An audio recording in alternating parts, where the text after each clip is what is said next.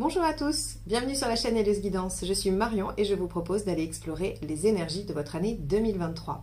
Pour ce faire, on va utiliser un tirage de roue astrologique qui nous permettra d'explorer domaine par domaine la tendance de votre année.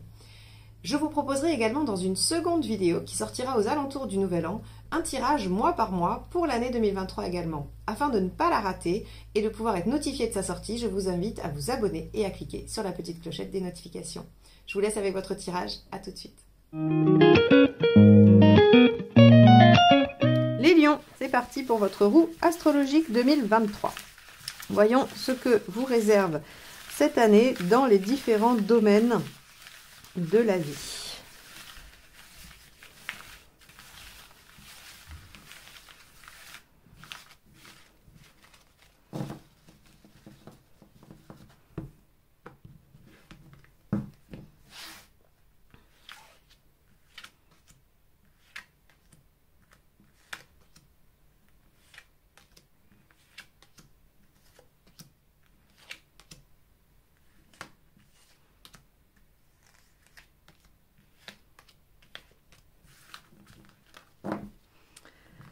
Alors, on commence par la maison 1, la roue inversée.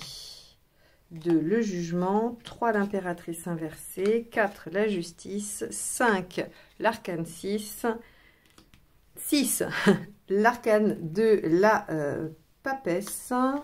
7, le chariot inversé. 8, le battleur. 9, le mât. 10, le soleil. 11, l'ermite. Et la 12, le monde inversé. D'accord. Alors, les lions, pour cette année 2023, votre état d'esprit est à l'adaptabilité, l'adaptation et le fait de vous, j'allais dire, de vous fondre dans le décor ou même de suivre le mouvement. La roue inversée, elle nous dit que les choses n'avancent pas forcément comme on le souhaiterait. Même d'ailleurs qu'on n'a pas forcément d'envie, qu'on n'a pas forcément de direction. Alors, rien de dépressif là-dedans, sinon on aurait une lune, hein. C'est vraiment juste que, en fait, vous êtes dans une forme d'acceptation, que ce que la vie vous amène est ce qui est juste pour vous et que vous devez tout simplement prendre le courant, prendre la vague et faire avec. Donc, on a ici, à la fois dans la maison 1, votre personnalité de l'année, une grande capacité d'adaptation, et en même temps, cette maison 1 vous donne un indice sur la meilleure façon d'être pour suivre, accéder à une meilleure réalisation de votre année 2023. Et donc, on vous dit très clairement que là, il va falloir vous soumettre aux aléas de la vie, être en capacité de réagir, ça veut dire de prendre les opportunités lorsque c'en est, et de faire un peu le dos rond quand les choses seront plus compliquées. Donc, voilà, on va dire, le thème de votre état d'esprit de l'année 2023. La maison 2, ici, avec le jugement inversé, va nous parler donc de vos ressources, de tout ce qui est pratique, matériel, mais également de vos talents. Et de vos talents à développer, hein, puisque évidemment, ça va nous parler de ce qu'il y a à faire pour vous dans ce domaine-là. Alors, le jugement inversé, il nous parle de nouvelles pages de vie, de choses innovantes, radicalement différentes. Donc, il se peut que dans tout le domaine des affaires, ou en tout cas de vos biens, de vos ressources, vous trouviez de nouvelles façons de faire. Vous trouviez de nouvelles pistes, de nouvelles activités qui vous rapporteront. Et par rapport à vos talents, encore une fois, on va vous demander d'être en capacité d'innover, de créer différemment. Et aussi, on va vous demander d'être confiant, de développer la confiance. Ben, ça va un peu de pair, puisque on vous dit que on vous demande de vous adapter à ce que la vie vous offre. Et donc, les talents à développer, ça va être la confiance en ce que la vie vous apporte. Donc, ces deux maisons-là sont très cohérentes et nous disent que finalement, de vous adapter aux aléas de la vie va vous apporter de nouvelles choses dans votre vie pratique et matérielle. Alors, la maison 3, ici, avec l'impératrice inversée, va nous parler de votre intellect, de votre façon de communiquer, de tout ce qui va être vos apprentissages, mais également vos petits déplacements et vos rapports avec les gens que vous côtoyez tous les jours.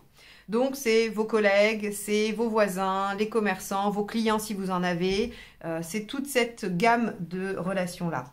Alors l'impératrice inversée, vous allez peut-être en avoir un petit peu marre des autres. Vous allez peut-être avoir envie de vous reposer. C'est aussi pour ça que vous êtes en roue inversée. C'est-à-dire que vous ne voudrez pas assumer toutes les responsabilités qui vous incombent. Là encore, il n'est pas question d'être démissionnaire, juste de se dire que cette année, vous avez envie de lever un peu le pied sur tout ce qui vous tombe dessus ou tout ce que vous supportez d'habitude. L'impératrice inversée, elle a envie qu'on prenne soin d'elle, elle a envie qu'on s'occupe d'elle, elle n'a pas envie de gérer tout le monde. Donc, il y a cette notion de dire « Ok, je relâche et je prends ce qui vient comme ça vient ». Donc, on reste toujours dans cette même dynamique-là depuis le début de cette roue.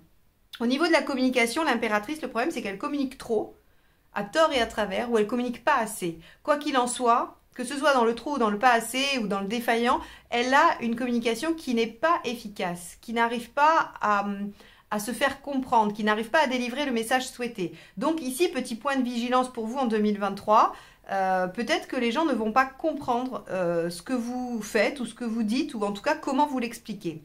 De même, si vous souhaitez vous relancer dans des apprentissages, c'est pas l'année la plus favorable avec une impératrice inversée, mais on verra que de toute façon, ça va se nuancer avec le reste. On vous dit juste que si vous vous lancez dans des études, ça sera peut-être un tout petit peu plus difficile, votre intellect sera moins performant que d'habitude. Ce qui ne veut pas dire qu'il ne le sera pas du tout, c'est juste qu'il est moins performant, il y aura un peu de dispersion, un peu de difficulté à s'y mettre et à tenir les choses. Ok, la maison 4.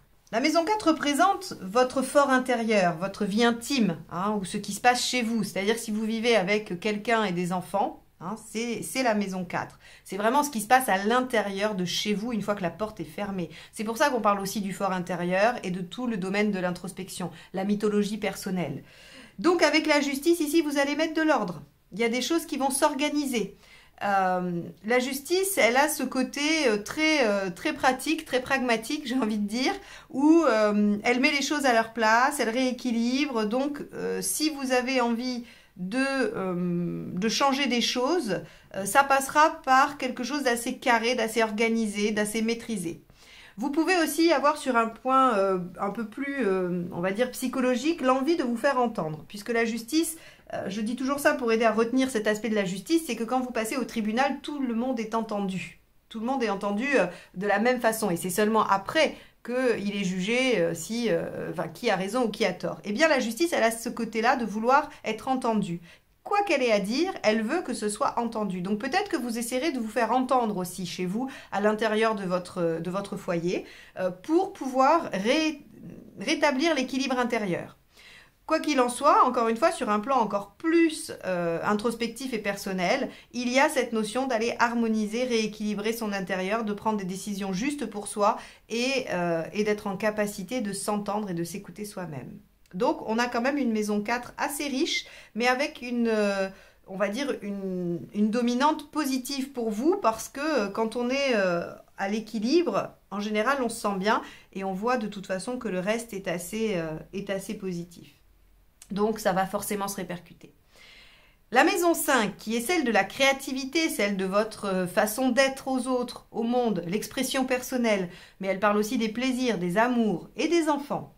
Avec l'amoureux, on est dans le bien-être affectif. Alors, l'amoureux dans la maison 5, c'est clairement la rencontre amoureuse, la relation équilibrée, la relation qui fait du bien. Alors, si vous êtes en couple depuis longtemps, attention aux rencontres qui pourraient un peu venir déstabiliser votre relation actuelle, parce que là, on peut avoir des rencontres qui viennent vous bouleverser un peu de façon extraordinaire.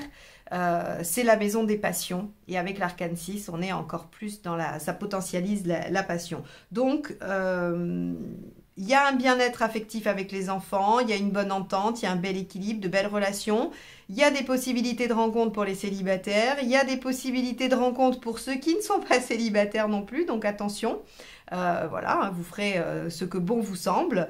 Et si vous avez des loisirs ou des choses comme ça, eh bien, ce sera des choses agréables, plaisantes, des loisirs qui vraiment vous détendent. Vous ne vous challengez pas forcément, vous êtes que dans la recherche de plaisir. Maintenant, sur votre façon de vous exprimer, ce sera avec émotion, vous aurez une capacité à suivre votre cœur aussi, qui sera assez intéressante et assez importante. C'est une très très belle maison 5.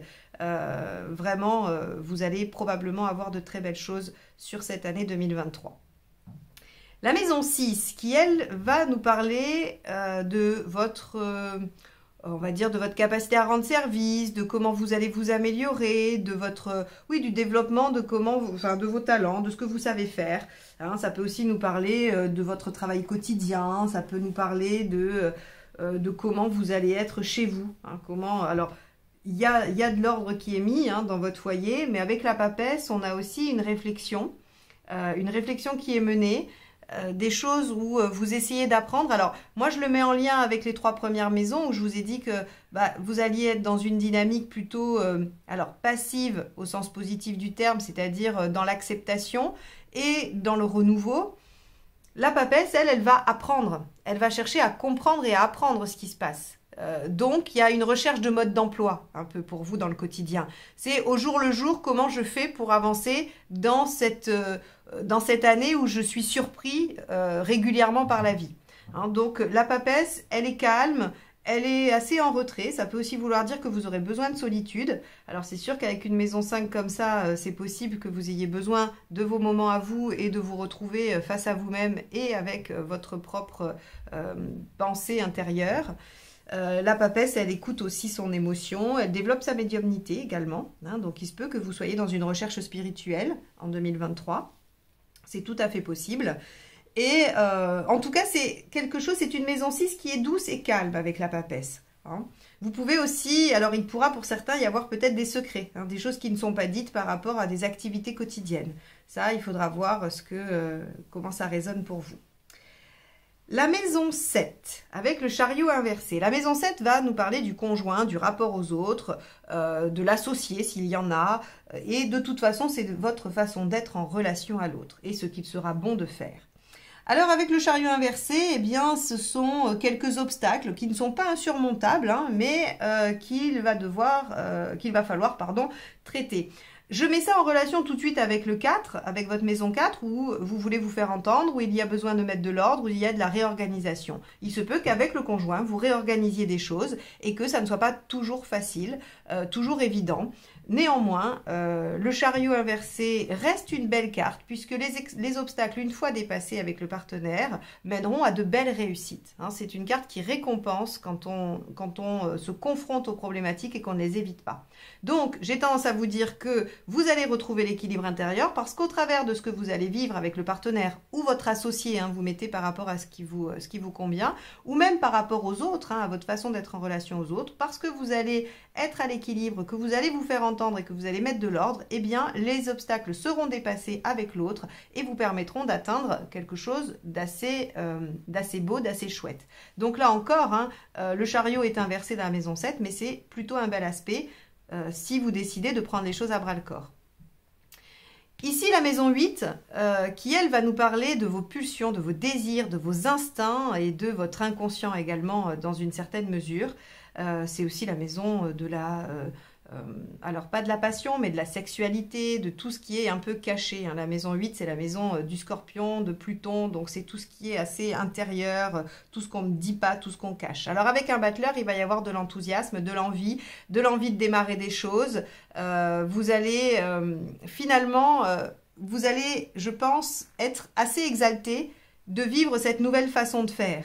Parce que c'est pas contradictoire, hein. C'est pas je prends des initiatives et je fais les choses dans la maison 8 alors que j'ai décidé en maison 1 de laisser les choses aller. La dominante sera que vous décidez d'accepter ce que la vie vous propose. Mais à l'intérieur de ces propositions, vous allez découvrir que vous aimez ça et que vous êtes plein d'enthousiasme par rapport à ces nouveaux défis de la vie. Donc ça, c'est plutôt un bel aspect sur la maison 8, pardon. La carte 1 et... vient mettre un peu à l'extérieur les choses, vient vous permettre aussi de les exprimer et de les mettre en œuvre. Donc ça, c'est très bien. En tout cas, c'est très positif. La maison 9, ici, le mât.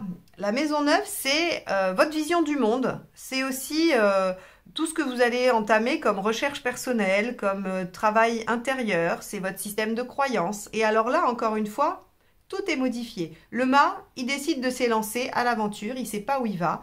Mais il y va avec confiance parce qu'il sait que de ses anciens cycles, il a récupéré un tout petit baluchon, mais dans lequel il a mis toutes ses compétences et ses connaissances. Il sait qu'avec son expérience, il pourra s'adapter. Donc, vous avez envie d'expérimenter des choses, expérimenter de nouvelles choses et on pourrait penser que ça vous exalte, ça vous motive, ça vous rend très enthousiaste. Ces deux maisons-là vraiment nous montrent que vous avez envie de vous orienter vers une nouvelle façon de vivre. Donc, c'est assez intéressant puisque de toute façon, c'est ce qu'on va vous demander. La maison 10 ici qui va nous parler de votre rôle social, de qui vous êtes en société. Alors ça peut être votre carrière si vous travaillez, mais si vous êtes retraité par exemple, ce sera vos activités quotidiennes, ce que vous faites en lien avec l'autre, avec la société. C'est votre identité. Alors avec le soleil, évidemment, on a envie de dire que vous serez présent sur la scène sociale, vous serez présent dans votre entourage. C'est aussi pour ça, je pense que dans la maison 6, on a la papesse, vous aurez besoin de moments de repli, de moments à vous, parce que si vous êtes sollicité du côté intime et personnel et que vous êtes sollicité sur la sphère sociale, vous aurez besoin de moments de repli. Hein. C'est ce qui explique cela. Mais le soleil est magnifique, il vous dit que vous allez briller, que vous allez être reconnu, que vous allez avoir des succès, que vous êtes en capacité d'inspirer les autres. Donc, s'il y a une proposition dans ce que la vie va vous amener, s'il y a une proposition de jouer un rôle dans dans un domaine ou dans un groupe, n'hésitez pas à y aller parce que vous allez pouvoir vivre les sensations très agréables de la réalisation du soleil. Surtout que c'est votre astre, hein, les lions, le soleil. Donc, finalement, vous avez votre soleil en lion. Et là, ça fait un peu comme si vous aviez votre soleil en maison 10. Cette année 2023 vous permettra quand même de vous réaliser auprès des autres en société. Donc, très important. La maison 11, l'ermite. Alors, la maison 11, c'est vos rêves, c'est votre idéal, c'est ce que vous voulez atteindre, c'est les projets à long terme. Et avec l'ermite, c'est la stratégie pour y arriver. Vous êtes en train de cheminer vers un idéal, vous êtes en parcours vers cet idéal, mais vous faites un point de bilan où vous vous dites « Ok, jusqu'à présent, voilà ce que j'ai réalisé, voilà ce que ça a donné, qu'est-ce qui a marché, qu'est-ce qui n'a pas marché ?» Parce que vraiment, le but de l'ermite, c'est de regarder son parcours et d'en sortir un espèce de mode d'emploi pour la suite, pour entrer dans le nouveau cycle, la roue, hein, la carte suivante, avec le fruit de son expérience et l'apprentissage que ça peut lui procurer. Donc ici, on nous dit que par rapport à vos grands rêves, vos grands idéaux, eh bien, vous en êtes à une phase de bilan, mais que vous cheminez vers ces grands projets. Ça veut dire que vous ne les atteignez pas cette année, mais la maison 11 représente vraiment le but de votre vie. Donc, c'est un peu logique. Hein. Il n'y a pas c'est pas un aspect négatif de dire que vous n'y arrivez pas encore. Vous êtes en chemin, vous êtes sur la bonne voie. Si on avait eu une arcane 13, je vous aurais dit, il va falloir changer radicalement de direction parce que là, vous n'êtes pas du tout sur la bonne route. Vous n'allez pas vers vos idéaux. Alors qu'avec le 9, si, vous êtes juste en train de vous dire, ok, j'en suis où ?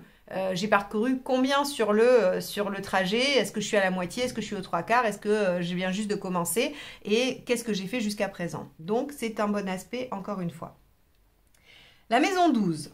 Alors, la maison 12, c'est ce que vous devez lâcher, ce qu'il faut transformer pour aller vers son épanouissement. Eh bien, c'est le repli sur vous, le monde inversé, c'est le fait de concentrer les choses. Hein. C'est l'expansion quand il est à l'endroit, et quand il est à l'envers, c'est le fait de restreindre les choses. Alors, le monde inversé, c'est je reste dans mon tout petit microcosme, je reste avec très peu de gens, ou je reste dans des activités très limitées, très modérées. Donc ça, il va falloir lâcher. S'il y a des choses que vous faites et que vous n'osez pas aller plus loin, que vous n'osez pas aller vers l'expansion, eh bien, il va falloir abandonner ce côté contraint, restrictif, minimaliste. Ça, c'est important.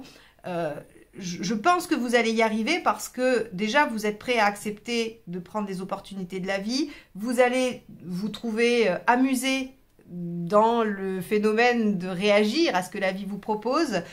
Vous allez briller en société, être bien dans votre vie personnelle, retrouver de l'équilibre dans votre foyer, dans votre intériorité. Donc j'aurais tendance à dire que vous allez réussir à dépasser ça. Mais c'est votre challenge de l'année 2023. Il va falloir vous ouvrir et aller vers ce soleil, rayonner, quel que soit le domaine de votre vie. Il ne doit plus y avoir de choses trop petites, trop restreintes. Bon, eh bien voilà pour cette roue astrologique pour vous les lions. J'espère qu'elle vous aura donné des éléments de compréhension, des pistes pour mieux aborder cette année 2023. N'hésitez pas à vous abonner et à cliquer sur la cloche pour ne pas rater la notification de la seconde vidéo qui sortira aux alentours du Nouvel An avec les descriptions mois par mois pour l'année 2023. N'hésitez pas à aller voir votre ascendant, votre signe lunaire également pour plus de précision et plus de nuances par rapport à cette analyse. Et également, n'hésitez pas à aller voir sur mon site ce que je vous propose en termes d'accompagnement personnalisé ou de formation. Je vous remercie de m'avoir écouté jusque-là. Je vous souhaite une très belle année 2023 et je vous dis à très vite pour de nouvelles guidances. Bye bye!